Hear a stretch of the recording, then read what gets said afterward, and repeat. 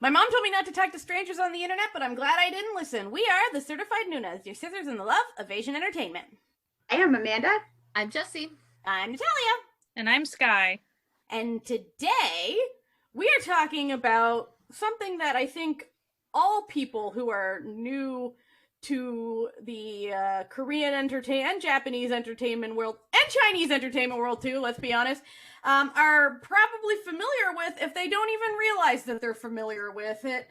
And that is the concept of the flower boy. Ooh. We're going to talk about, like, what is a flower boy? The history of a flower boy? It's going to be a very informative episode. You guys are going to love it. I swear. I promise. We did research. It's great. For anyone who is not familiar with it, a flower boy is sort of the, like, it's like an aesthetic look, right? So it's the, softer, more androgynous looking men. Think Taemin from SHINee, or literally any of the members of Boys Over Flowers, whose title may indicate Flowerness connection to this topic.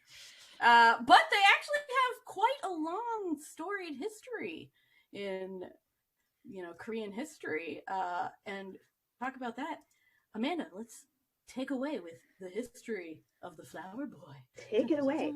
Which probably a lot of our listeners who watch dramas probably have some basic concept of flower boy, and probably also some basic concept of Hwarang or Hwarang, however you would pronounce that, because there was the drama.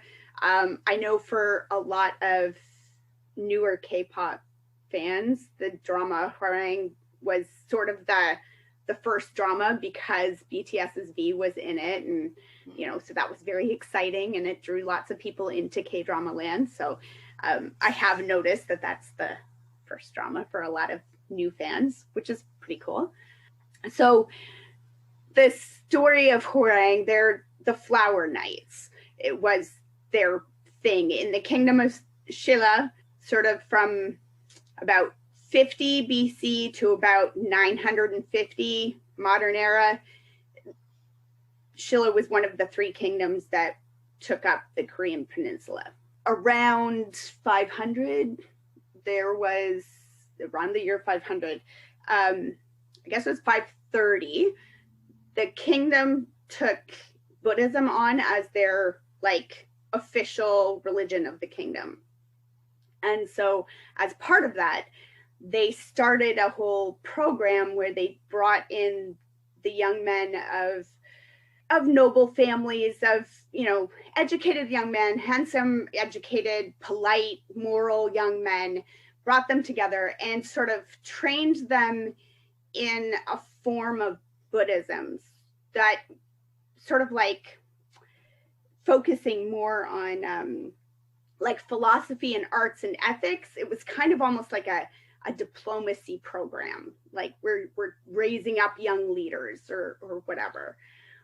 One of the things I thought was interesting when I was looking into it is that the earliest mention of this group is actually written as Hwanang, which indicates female or girl. It was actually like flower girls, which they were boys, it was men, but the historians believe that that's in reference to an earlier program from a couple of centuries earlier. There was a flower women program, and more modern patriarchal takes on that was that they were, courtesans. It was like a high-end whore system. You know what? Isn't that always the way? Like, whenever something historically is like about women, it's like, well, they must just be fancy hookers, and it's like not everyone was a fancy hooker. Yeah. Okay? So the more recent, more modern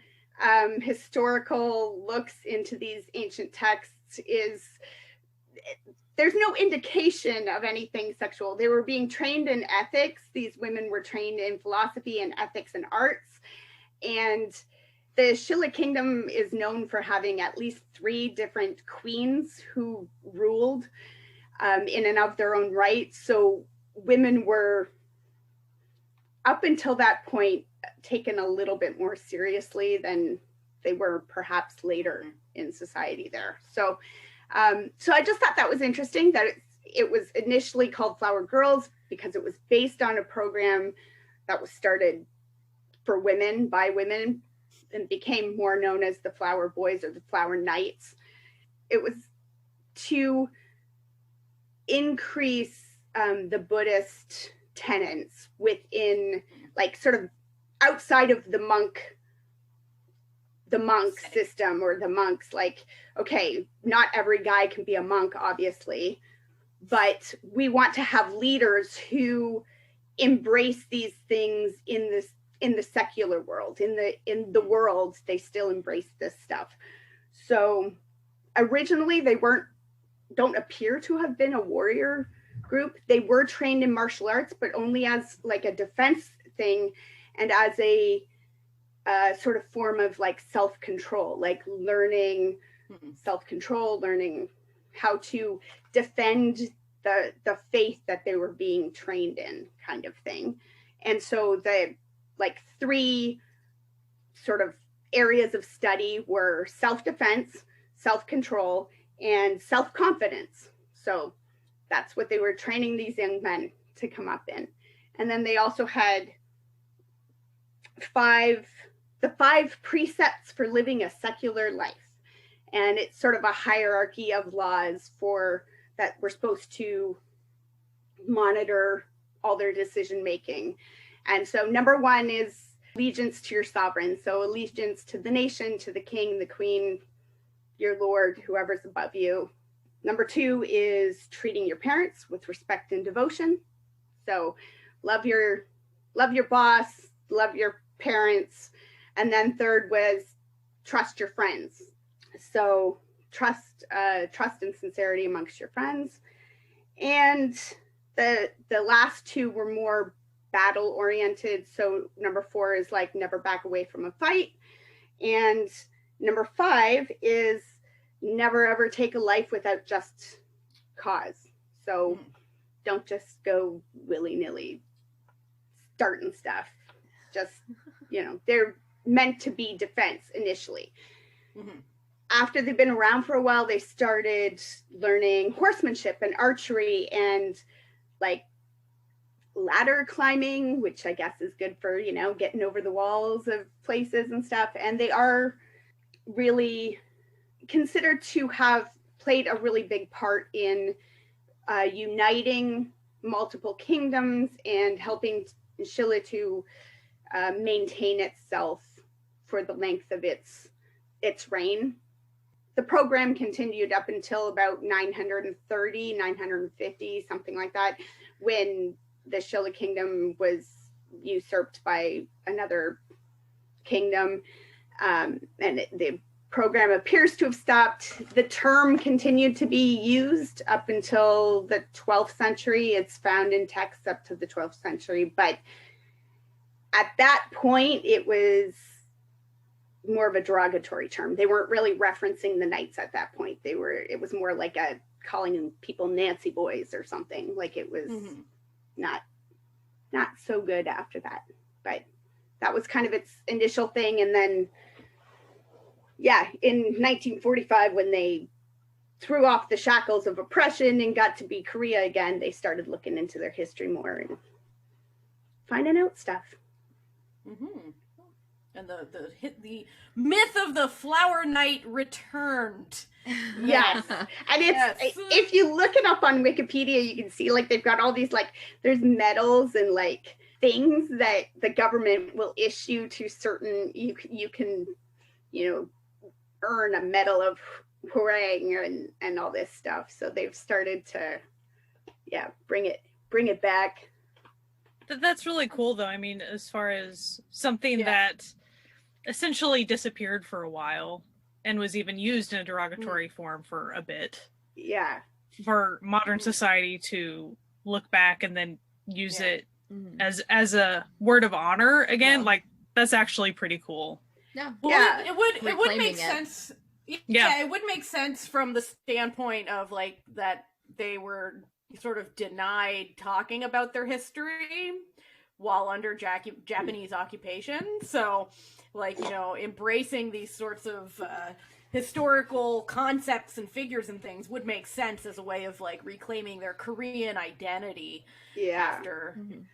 One of the things that I read, and I can't remember where I read it, but that they said was that sort of turn to the derogatory really is found mostly in like Chinese texts. So it seems to have occurred more when the like Chinese were occupying and stuff like that. And so you can kind of see how it was maybe used to like denigrate your history and your past, and you're not really warriors, so just sit there and take it kind of thing. Initially it was like a social club more, or like a college, a fancy, you know, kind of like going to like King's College here, or what's that point, whatever, the military college in the States, West Point, you know, like it's supposed to be where you're going to learn to be like the best. And sort of a comparison would be like in the Middle Ages in Europe, like knights were sort of the leaders, and this was kind of that level. Like they wouldn't have been the trenches warriors. These are the guys that are making the decisions and the commanders stuff, and the commanders. So yeah, that was their setup. But initially it was, you know, a club where you went and learned about art and talked philosophy and art and philosophy, you know, and then they were like, and also history, and like, don't back down from a fight. And we mean more than like just a good discussion. We mean actually punch that guy in the face if like, he's, you know, pick up a sword, you know, do your thing, but you must have a good reason for it. Yeah.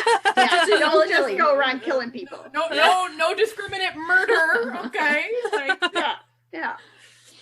So after, you know, the Korean War, the U.S. had a very high military presence in Korea, and still do to this day. And because of that, sort of the Western notion of masculinity was sort of pushed in to Korea. So that's, you know, you see all the movies that are coming out of the, you know, the 70s and the 80s.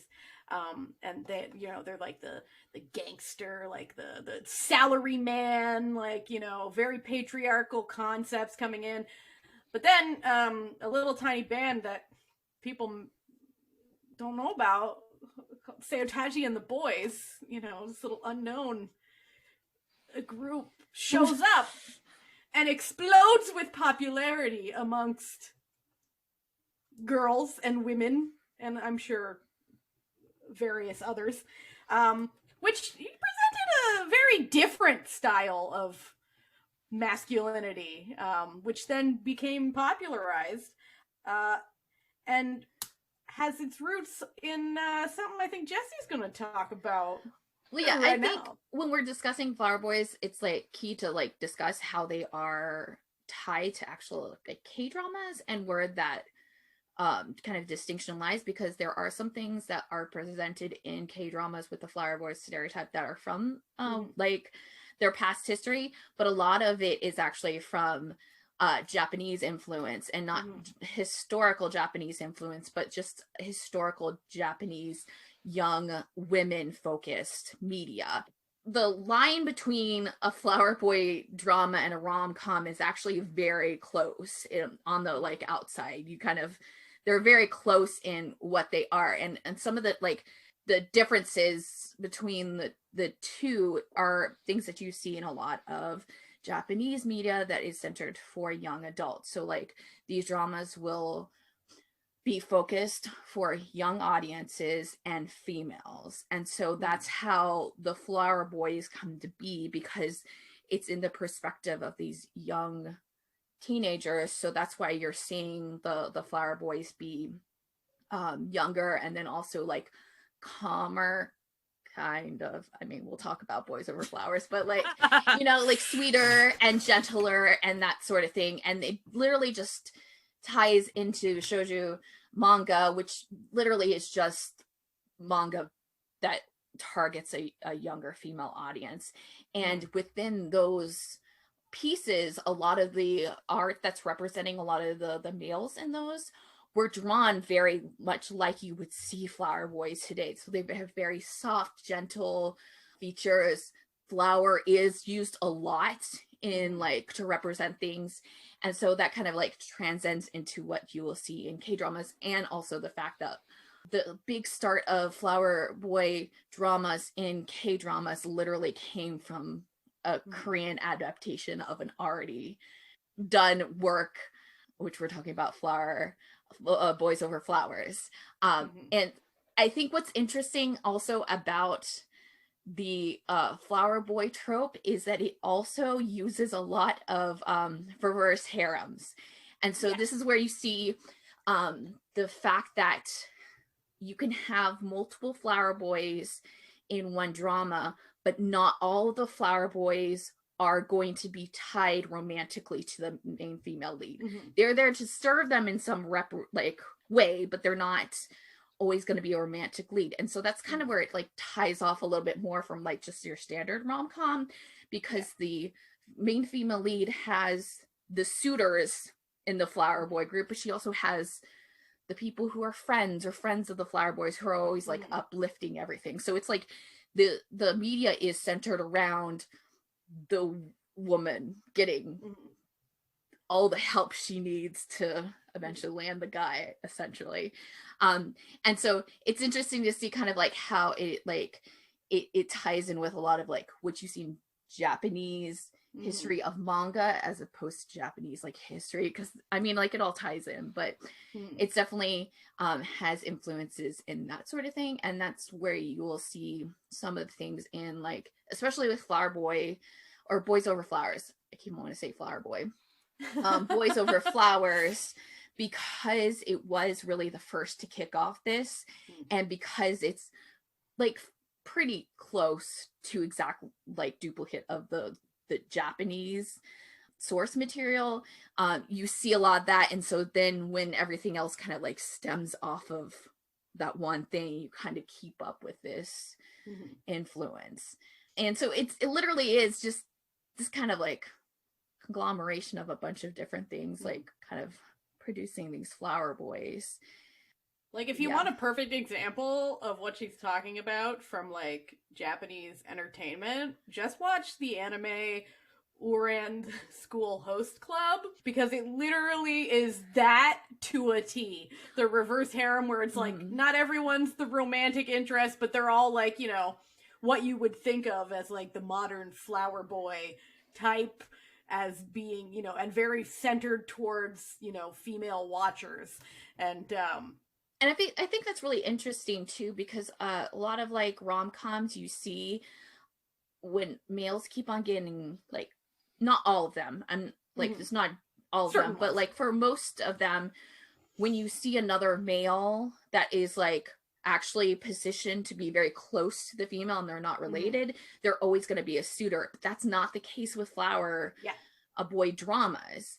Not everyone is ever going to be like in line to potentially have her, you know, like as their wife or something like that. And it's very clear. There's a lot of like dramas that like you can see where it's just like they're the friends, or they're just there to like be the like shoulder to crying without any sort of relationship. And I think that's like an interesting kind of twist on it too, because it's definitely deals with a lot of the age group too, because you know, the content is going to be different, and you know the rating of it is going to be different, but there's not this kind of need for everyone to be going for that one girl. It's kind of like they're all there to kind of help her out, kind of like, you know, Snow White and the Seven Dwarfs. They're all just there to help her out and just become the best person she can be, essentially.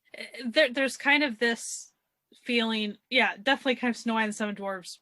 Most of the young, attractive male characters in that media, it's like they are there to just, everyone's safe and everyone's her friend on some level. And even though they might have different personalities, they're all attractive, but even if they're flirting with her, it's in a very not really interested way. No, It's not like a whole bunch of second lead syndrome happening. Like, No, you don't have it's a second, lot of, third, like, fourth, and fifth lead essentially syndrome. wingmen in Yeah. the group.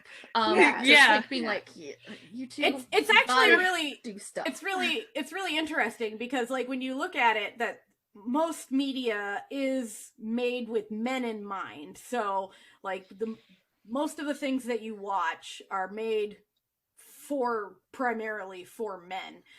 So when you look at something like a Flower Boy drama, it's very clear that this is for women because there's none of this like male power fantasy or male gaze happening, because it's like what would women like from men? Friendship. So And support. Wow. And that sense of security, support, and that maybe looking like something to look at if you're bored, but like because women, they can, like, for example, most women can tell their girlfriends and their guy friends, oh, you look really nice today, but a lot of straight men cannot do that because of how they've been socialized to think that any sort of positive interaction of this sort automatically is a sexual in nature, which is why you often have like these men who get confused when women are nice to them because they think they're being flirted with, when women are just nice to each other, like as a form of friendship. Well, I also think, especially with like the way that like flower boys are portrayed. Now, I know this is,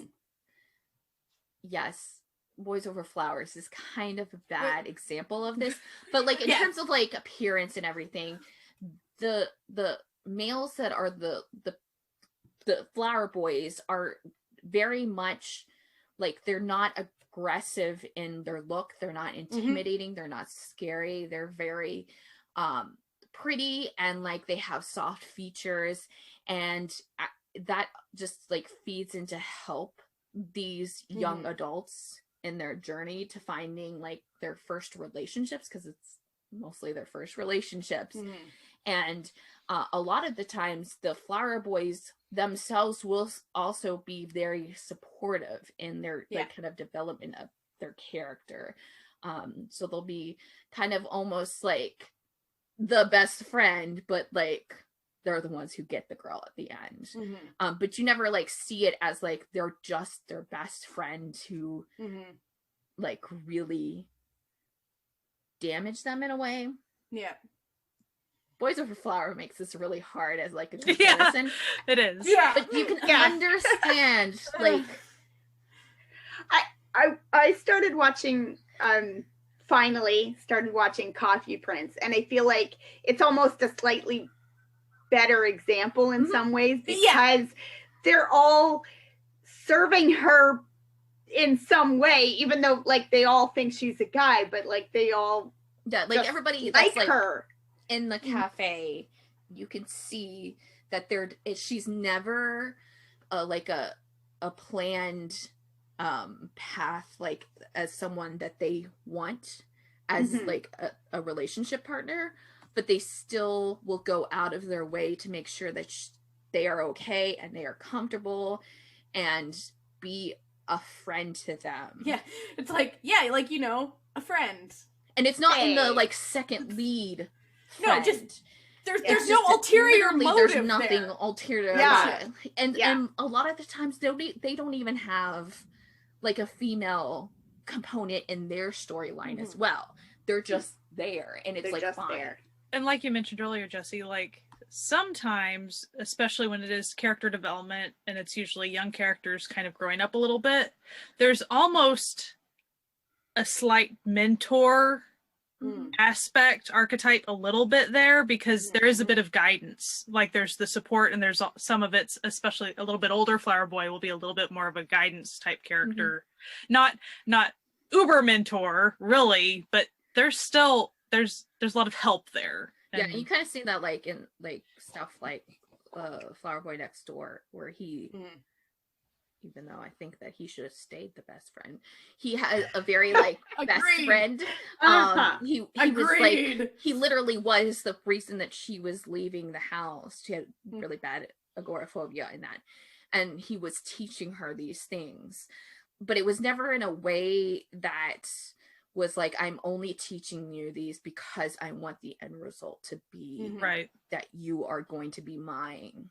And like then the other like people on the floor that like were her like neighbors were just doing the same thing, but they literally never had any sort of like romantic connection with her too. And it's like very kind of like more of like uplifting than anything, but like the main key to a flower boy kind of situation is that it is targeted for young audiences, like high school or very early like young adults. I must say, it's really giving these unrealistic expectations about male friendships with them.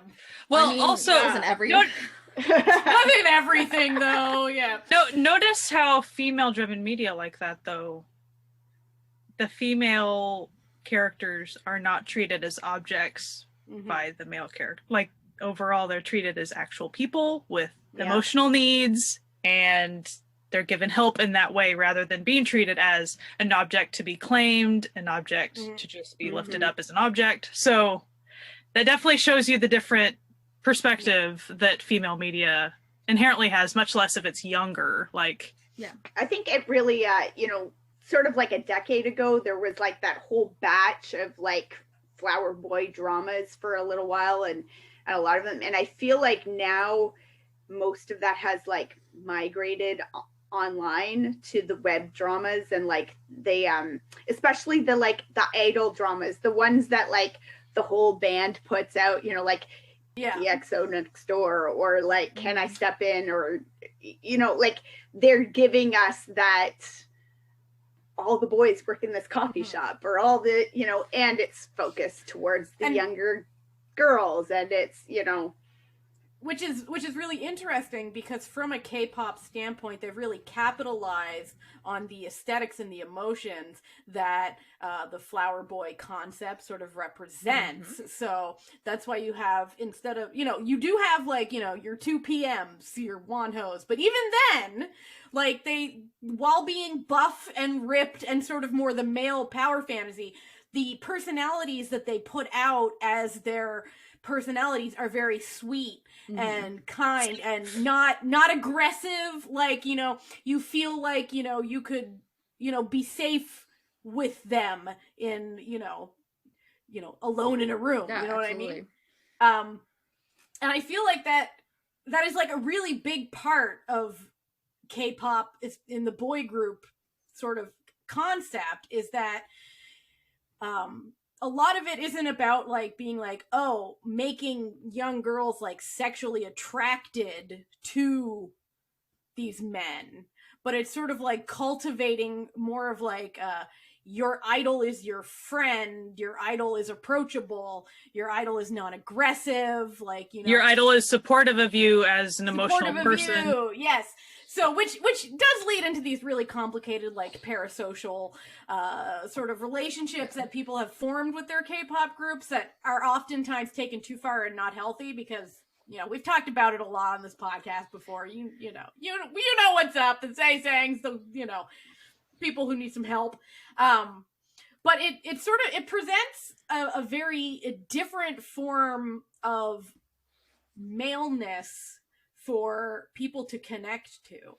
And with anything that becomes popular, occasionally it bleeds out into all types of society. Like, for example, like skincare and male cosmetics are becoming a lot more popular around the world, because these sorts of the normalization of these more androgynous looks, or these more soft, more feminine looks that have become popularized, which I think is great, because skincare is for everyone. Okay, like put some moisturizer on. I always find it interesting, because this like the flower boy concept, there's a flower boy concept for every different culture. It's always there, it's always present, and always has been there. Like if you like what we were saying, like Snow White and the Seven Dwarfs, or any of the princes that you ever see in fables, they are flower boys, and they're coming from a different complete culture.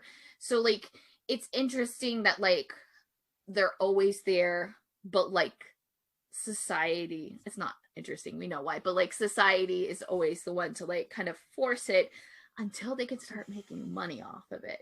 Yeah. Then you see it like why Yeah. it gets more popular like, to do this for the like female audiences, because they'll like buy you know, the albums or the women product. have the buy, like smart companies realize that women have buying power, and that side note, that's why we get confused when they don't give like female groups a lot more stuff and therefore women anyway. Yeah.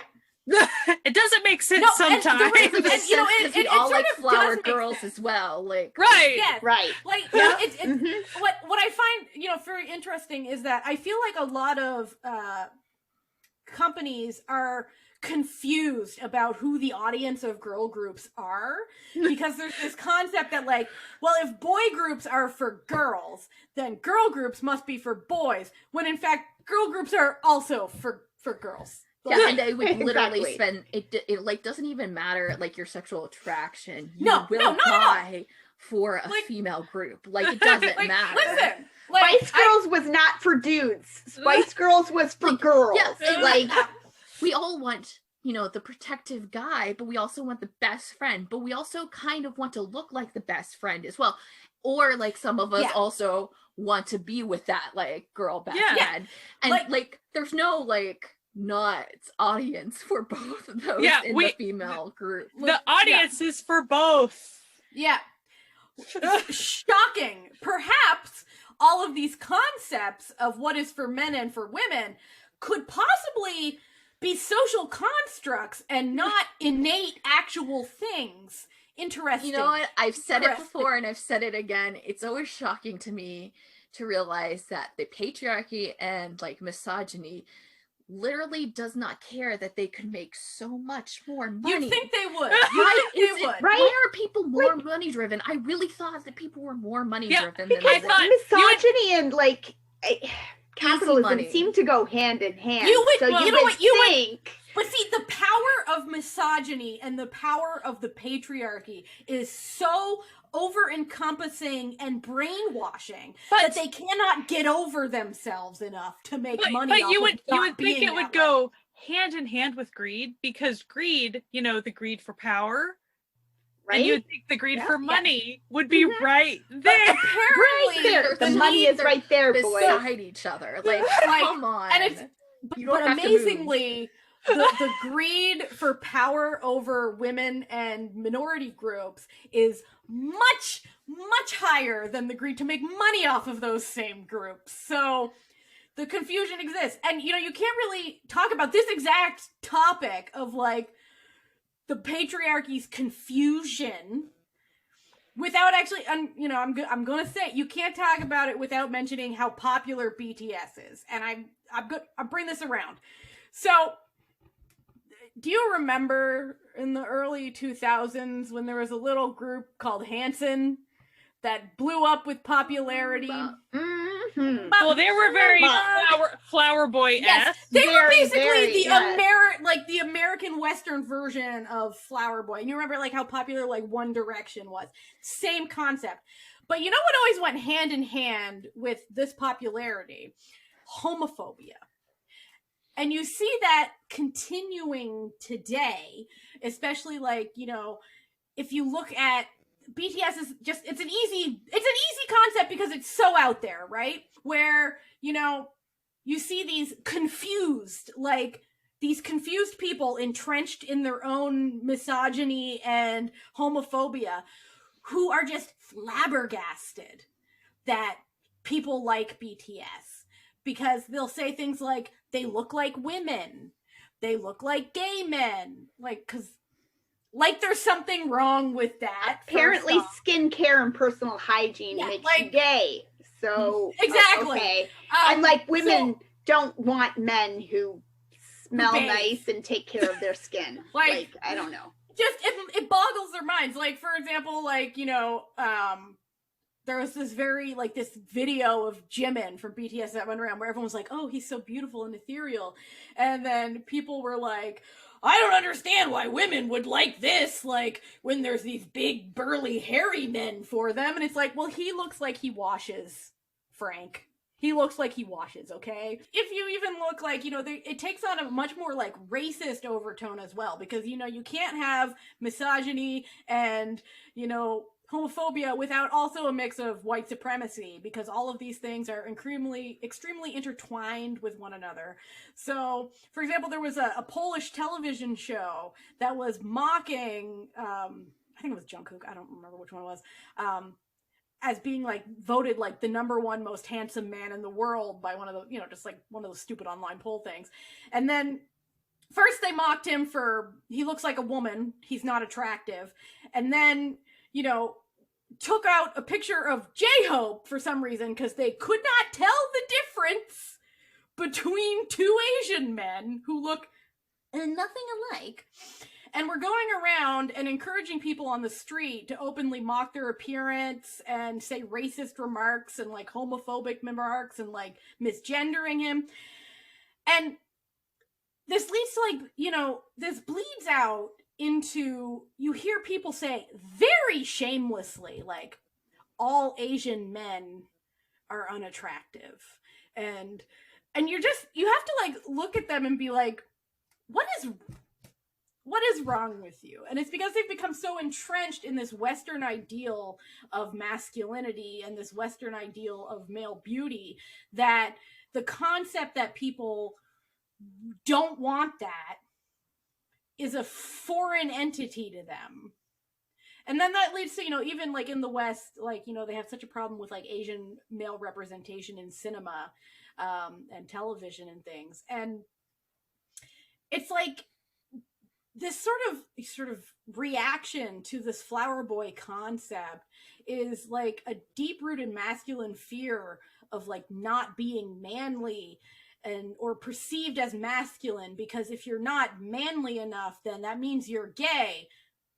When I was here thinking that wanting to have sex with men exclusively meant you were gay, but what do I know? I'm just a stupid woman, and so it leads to like the media focusing too heavily on the male gaze and ignoring the concept of the female gaze.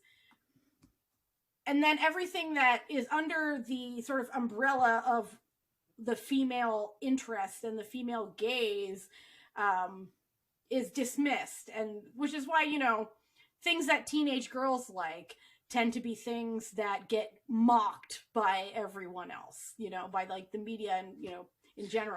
Because we can't let girls just enjoy like things, literally right? anything. It's because it's not their role. Mm-hmm. Yeah. No. A popularity of like a softer version of masculinity is sort of treated as an attack on, white supremacy and the patriarchy.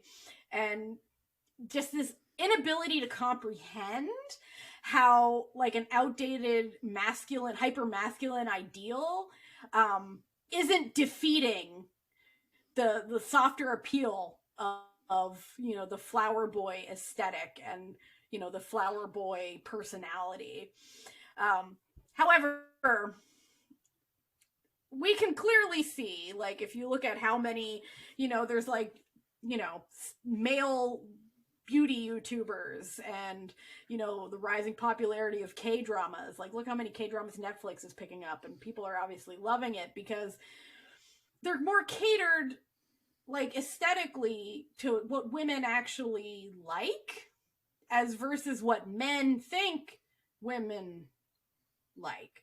So even when you have an idol like Wonho, for example, who's like buff as hell, and you would think like, oh, he's, the male power dynamic, like that's the male power, object. And what, it's true when you see like, on TikToks of bodybuilders like losing their mind over him, but his personality is sweet and kind and safe and open and pleasant, and he feeds his cats on, his YouTube channel, and he wears bunny ears and poses in, literal flowers. Like, I really forcing this concept home. It rebalances sort of this aesthetic, like, power gaze, where it's like, sure, he's buff as hell, but he also embraces his more feminine attributes.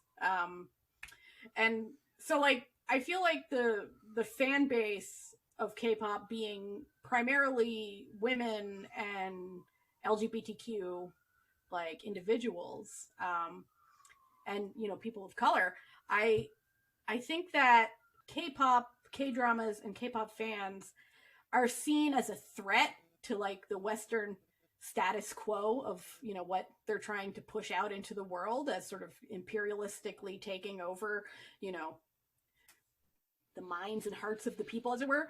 So the media continues to be incredibly negative towards anything that steps outside of this status quo that has been basically perpetuated by men for centuries. And basically, by liking K-pop, you're fighting against the patriarchy. So fight the man. My dudes, like by saying, like by looking at someone like Song Joong Ki and being like, that man is attractive with his, softer features and, kind eyes. You're fighting the patriarchy, baby. Just stick with it, my dudes. Onward, Flower Boy Army, onward. Onwards! March! I am going to bring a counterpoint. Mm-hmm. Yes. Because I not only found it interesting, but, and I'm going to be bringing some possible, we've been talking about heavy things. I'm going to still bring some heavy things. Sorry, that's what we're talking about. So there is an essay that written by Sammy Tavasoli. Sorry if I said it wrong. The Woes of the Flower Boy Image. It's a really good essay. And I'm not saying,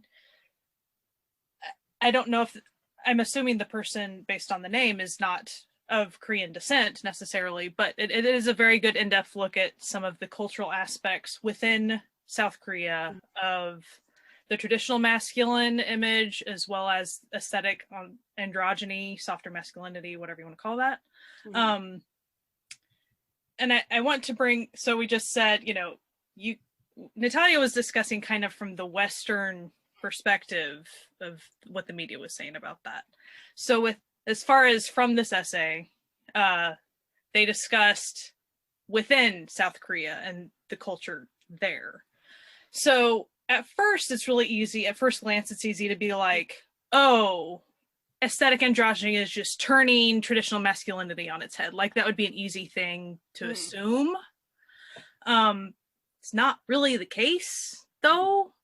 Not to say that there aren't, if you go ask on the street an older South Korean individual and how they view traditional masculinity versus aesthetic androgyny, they're going to have different set value points with that versus the younger audience and all those things. So there's a lot to unpack there. Mm-hmm. But the thing that's pretty important to realize about within South Korean culture is aesthetic androgyny capitalizes on traditional masculinity and it doesn't really change it at all. Males are still in a position of power despite having aesthetic androgyny and looking softer and all these things. But as far as the power structure that exists and how women are still under that and how definitely sexual minorities are still under that and how even aesthetic androgyny affects, I'm not going to talk about women so much in this respect, but sexual minorities. So let's say before aesthetic androgyny was a more popular thing in the 2000s, 2010s, when it's becoming more of a thing. Imagine before that, how if you were a part of the sexual minority and if you were more on the male scale of things, how you would have certain markers to indicate that you were a part of that minority. And now imagine when aesthetic androgyny is kind of taken over by a lot of heterosexual fellas in the media and otherwise, it all of a sudden becomes on some level easier for those sexual minorities to maybe not be picked on quite as easily. Marginalized quite as much, yeah. It's kind of like a lot of their markers were taken from them, essentially. Their identities become a little bit erased and muddled. Yeah, to where honestly, if you do look at some of the K-pop idols, clothing styles, dance moves, like, if you really pick apart a lot of this stuff, they were essentially taken from sometimes the markers of that sexual minority people would have to set themselves apart and really a part of their cultural identities.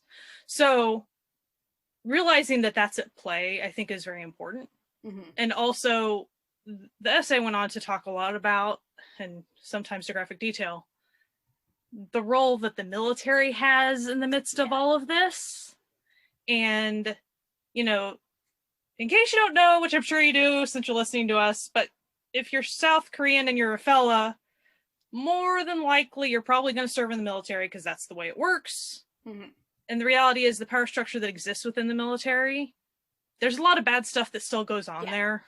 A lot of harassment and a lot of even, it's not that it's, oh, just hush hush stuff. It's actually, if it gets found that you are sexting, if you're gay and sexting and all the, just sexting, like you pretty much get fined and you get in serious trouble, like officially, not even just hazing and all those awful, horrific things.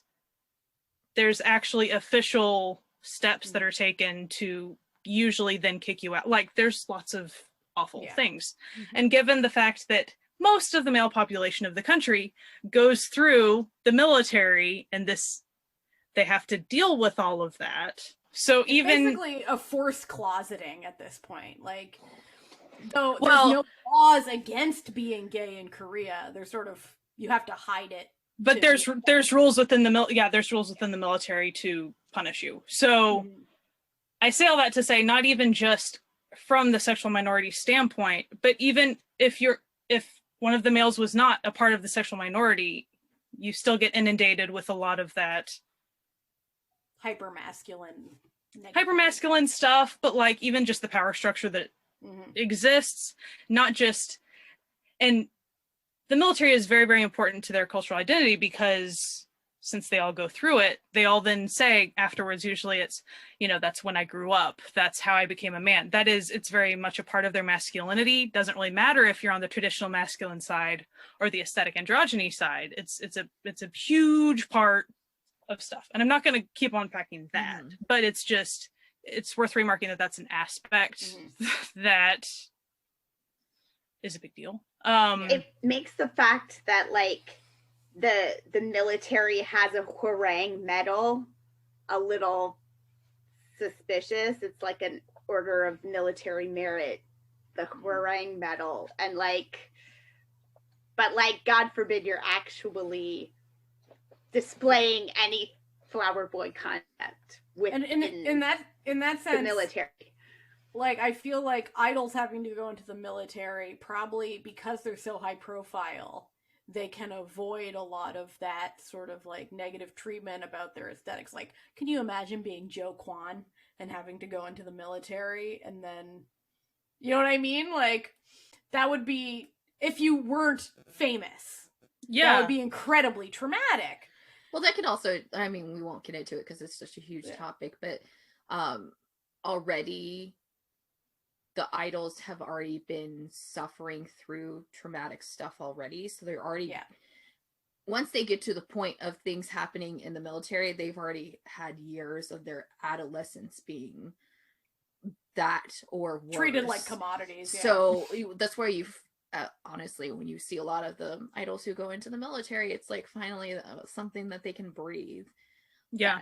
I think it's definitely something to keep looking into and like talking about, and we're obviously not going to discuss everything about it, but like just to know that like there are actual like consequences and like side like not good things that are actually associated through things with the flower boy. And I mean, like, it can also go back to the patriarchy and that if you look at it in these dramas, even though they are for young females, the young females are being coddled by males. They're not really like they develop sometimes on their own, but for the most part it's because a male has helped them, which just kind of plays into that. So there's like always a dark side to all of this, and it's like always something to keep in mind and keep just the knowledge of, and how it can affect, especially when you're younger,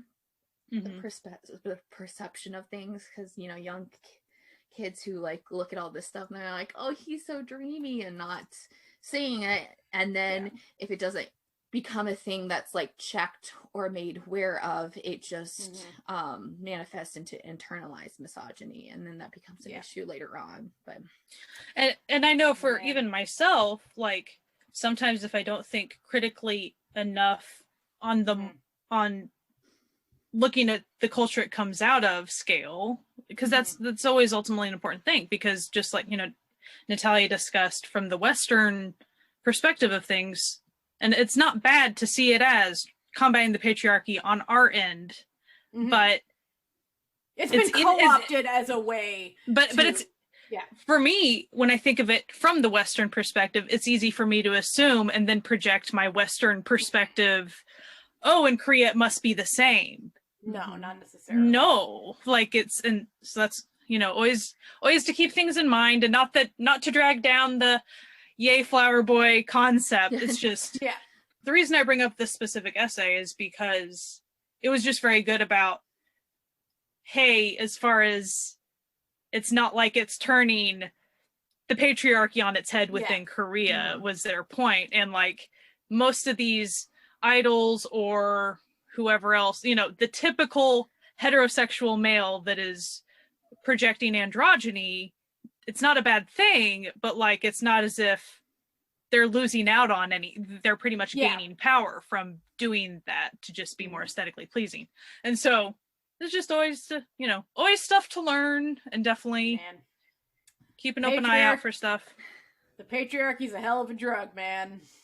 Well, enough for them to, just like we were ranting earlier, it's a hell of a drug to the point that they even ignore like cash monies from women. Right? Money! It's God with honeys. Yeah. Money doesn't make the world go round. Apparently, like, it's stunning, but the need to continue to be in control is seemingly more important, even though they can't quite figure that out, than making literal stacks of cash. So flower boys, like if they were real, like if a flower boy was a real person, they would be willing to take monies from women. They would be willing to take the money. You know what? And they would be willing to have a partner who makes more money than them and not feel emasculated about it. They would just be happy that she's doing well, you know? That's the sort of vibe we're going for here. The perfect flower boys to uplift their partner, not... It would be interesting to see, like, the flower boy aesthetic, but if you age it up a bit. I mean, I know that's essentially Noonas romance. I love it. To a point. But, like... It is Noonas romance. It is Noonas romance. That's what it is. Yeah. See, all these things, they connect. But if you Noonas romance and reverse harem the heck out of that, that would be so fun. Okay, I'm now having this, like, picture of, like, a Boys Over Flowers remake, but it's set in, like, a nursing home where there's, like... how cute and fun would that be? Like, oh my goodness. Well, isn't that essentially also, it like, not just Noonas romances, but, like, the separation romances where, like, you fell in love with the person when you were younger and then were separated and you come back, because it's all, like, kind of you remembering that time when you were an adolescent and the love of it. And that's, like, kind of like why I think a lot of people who are older like to watch flower boy dramas, because it's you're reminiscing about how, like, fun it was to be that young and kind of that naive, essentially, to not have the world, you know, telling you all the crappy things that the world has to offer. Yeah, it's like but like that has that sort of flower boy forget thing, that the like, world exists. Yeah, and think of a better idealized world. Yeah, that's what the flower boys represent, an idealized world. So we will be sharing, not on the podcast, but on the blog post, we will be having a list of dramas that relate to all these things. We're not going to go into all that because we talked a lot. Yeah, and this is like more about, like, education of flower boys. I'm sure that, like, most people, or a good majority of the percentage of people who are listening, their first drama was a flower boy drama, and they may not have realized it. depending upon where you are in your drama We journey. we can share that very quickly. We can share what our first interaction with like. So I know for me, at first, because at glance you could be like, no, it might not. Well, if you haven't seen it, you don't know that it's a flower boy thing because it doesn't say flower in the title. But I can definitely tell you, my bridge between Taiwanese and Korean dramas was Fabulous Boys and You're Beautiful. That is as flower boy as you can possibly get. And if we're talking not boys over flowers, the second Korean drama I ever watched was Shut Up and Let's Go, whose alternate title is Shut Up Flower Boy Band. So literally there. Also, it's a great drama. Oh, I love it so much.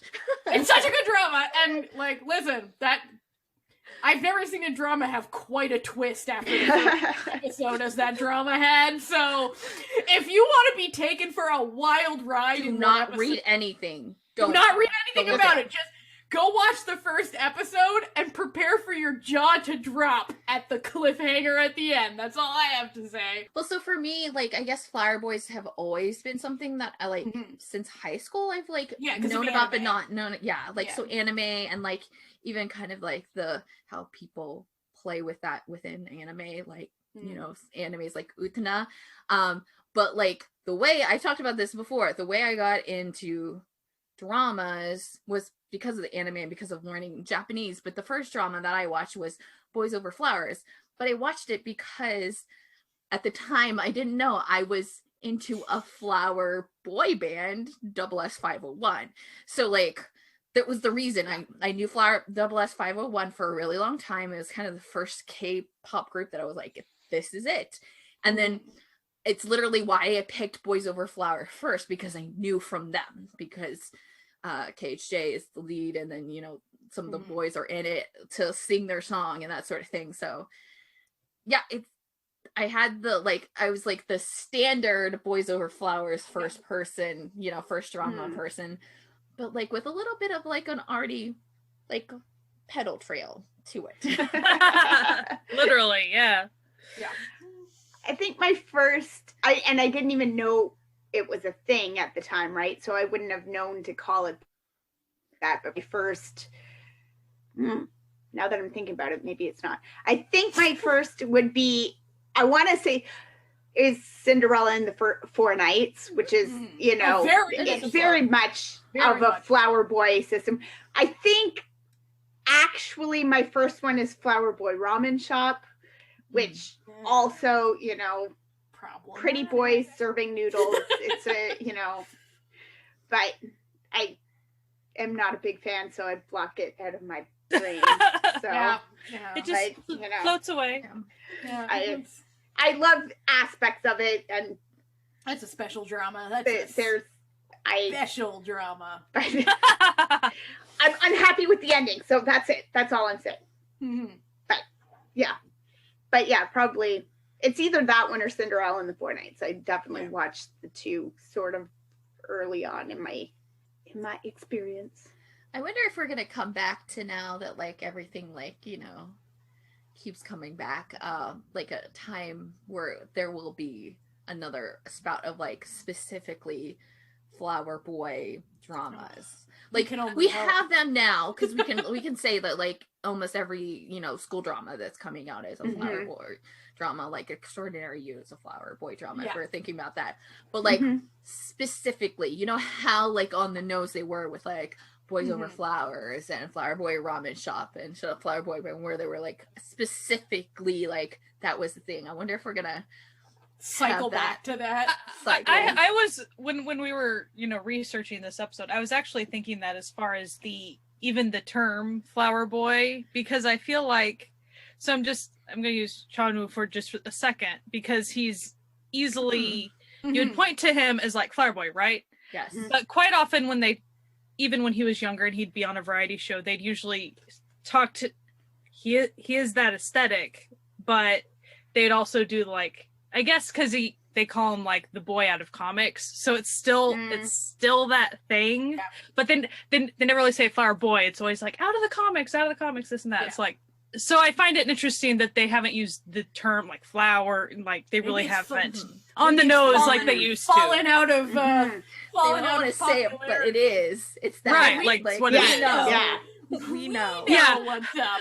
Like with yes, you're making it look like he's a character out of a manga, which would make him a flower boy. You're just not going Yeah, it's that like, far right, with the word. right. He really looks like a shoujo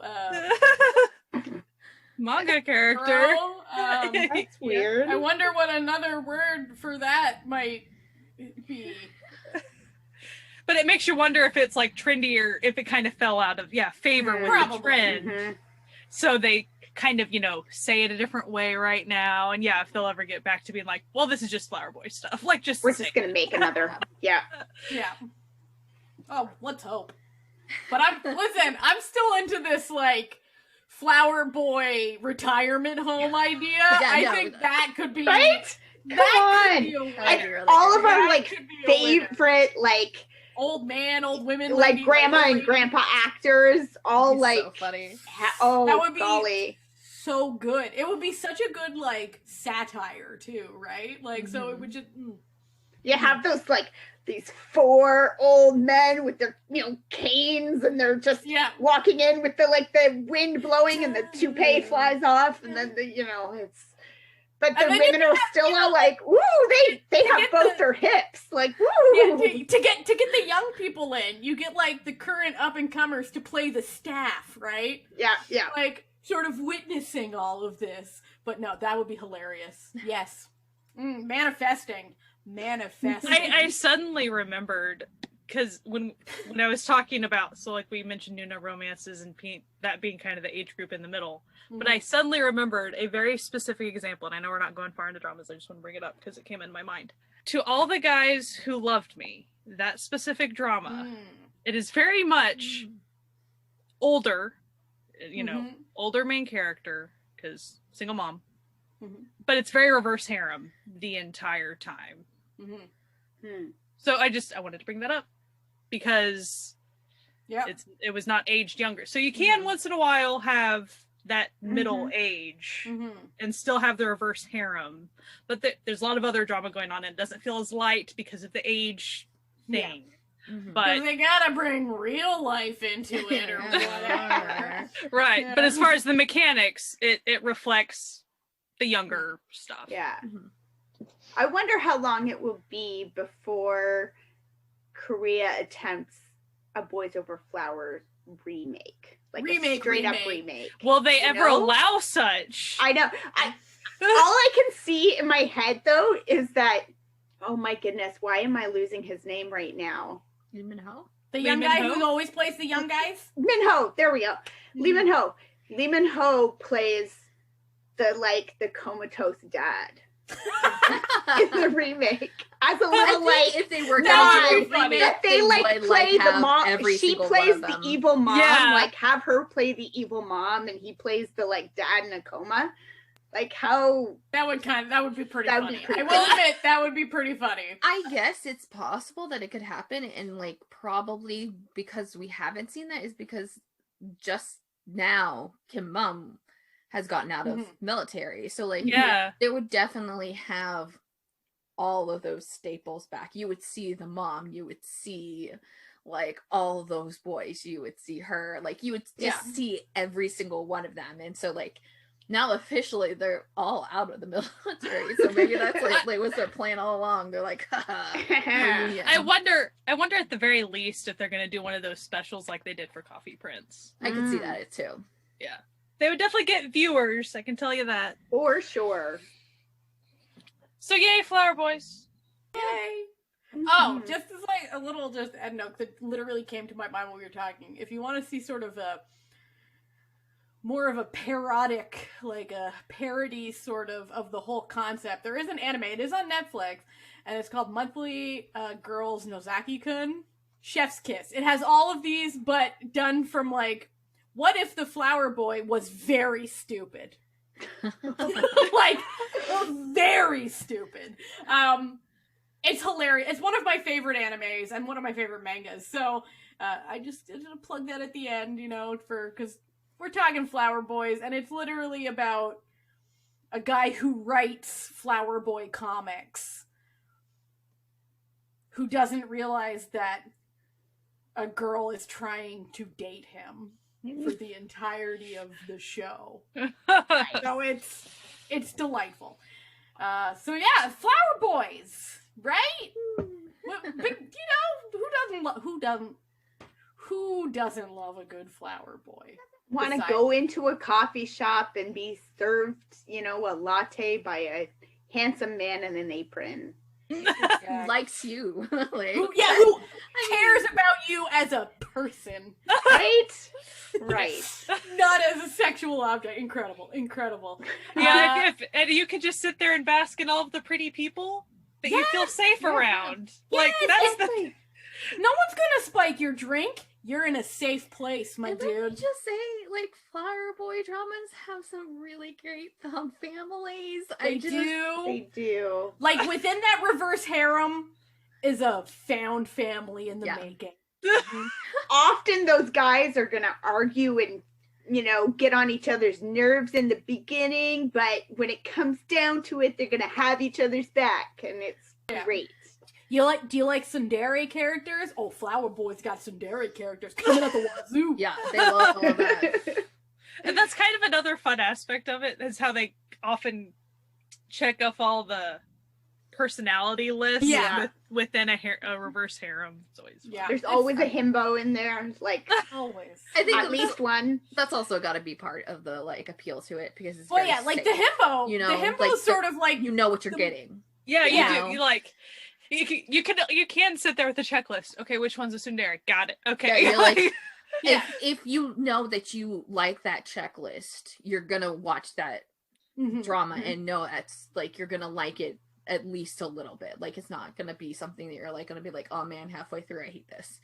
Right. And I feel like, you know, if you're even mentioning himbos are like the flip side of the female gaze of the Flower Boy, where it's like it's a man who looks big and strong, but has the soft respect women juice that he drinks every morning, you know? So, like, Yeah. you know, that's what women want. They want Flower Boys and himbos, okay? That's what we want. Like, That's it's going not on that a hard, t-shirt. fellas. A mug. That's Natalia. Look at Natalia's brain going. She's like, "Oh, that's it. I'm making it. That's the next Listen, shirt." If you Listen, make I'll that fucking- happen and then I'll make fucking it do some, it this weekend. I'll fucking some do it fabric. this weekend. I'll buy the No, fabric listen. and I'll make things out of it. Yes, there will be a all women want are Flower Boys and himbos. Perfect. Thank you, ladies. You've done it again. Anyway, this has been, a nice informative episode about the history and the love of Flower Boys coming out of, Korea and Japan. Thank you for listening. We love having you as listeners, and we especially love all the people over on Patreon who are members of the Certified Found family and keep the lights on. We had our first Found Family movie night. It was great. We had a good time. We watched Your Name Engraved Herein, which I think was a fantastic film. It's on Netflix. You should check it out. And in other fun Noona news, we will be taking part in a little online convention this summer. We are going to be part of the Kpop Social Night Podcast Festival, which is going to be taking place from July 10th to 11th. And until the 20th, you can get tickets for $5. And then the regular sale starts on June 1st and it'll be $15 a ticket. And it all will be raising funds to help the National Alliance on Mental Issues. So that's really great. And it's for a good cause. There's going to be a ton of podcasts and guests and things. That's going to be dramas and K-pop. 2 whole days of good times. So a pretty good deal for a good cause. And if you have any ideas for our panel topic, we're still deciding what we're going to be doing for our panel, and we will keep you all posted on when we have more specifics about what time and day Our panel will be on, and we think you should go check it out for a good cause.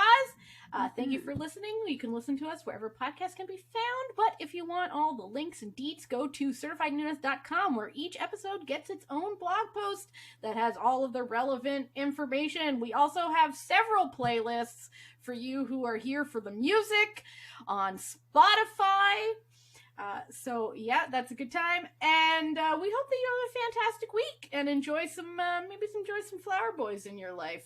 You know, appreciate all the flower boys that just are near and dear to our hearts. Anyway, have a fantastic week. Stay safe and keep enjoying Asian entertainment. Bye. Bye. Bye.